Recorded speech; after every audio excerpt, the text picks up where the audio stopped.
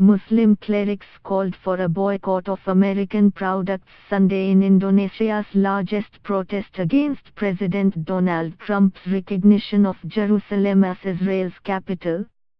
Wearing white robes and carrying banners reading, "Indonesia Unites for Palestine," and "Save Our Palestine," an estimated 80,000 people rallied in the capital of the world's largest Muslim nation in the 10th straight day of protests. Anwar Abbas, a top cleric from the Indonesian Council of Ulama, read a petition calling on Indonesians to stop buying American products until Trump revoked his move. "Don't rely on their products," he said, as the crowd, including men, women and children, responded by waving Indonesian and Palestinian flags and shouting, "Boycott." Previous anti-American protests have unsuccessfully lobbied for a boycott of U.S. goods. Jakarta police spokesman Argo Yuwono said the protesters marched peacefully about 3 kilometers, 1.8 miles, from the National Monument Park to the U.S. Embassy.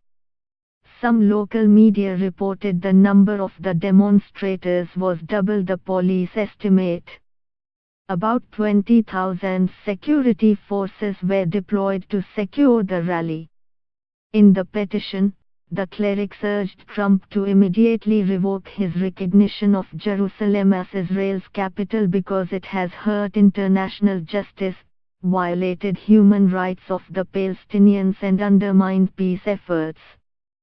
It also demanded nations not follow the US in moving their embassies from Tel Aviv to Jerusalem and urged the UN Security Council to hold an emergency session to discuss Trump's declaration.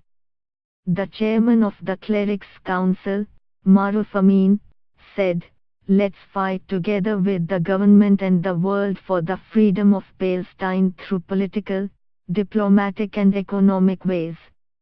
Indonesian President Joko Widodo has strongly condemned Trump's move as a violation of UN resolutions. Indonesia does not have diplomatic ties with Israel and has long been a strong supporter of Palestinian aspirations for a statehood.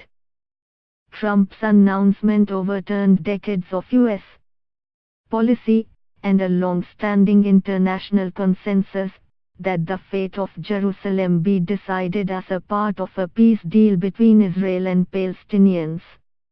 Israeli and Palestinian claims to the city's eastern sector formed the core of their conflict, and Trump's announcement was seen as siding with the Israelis.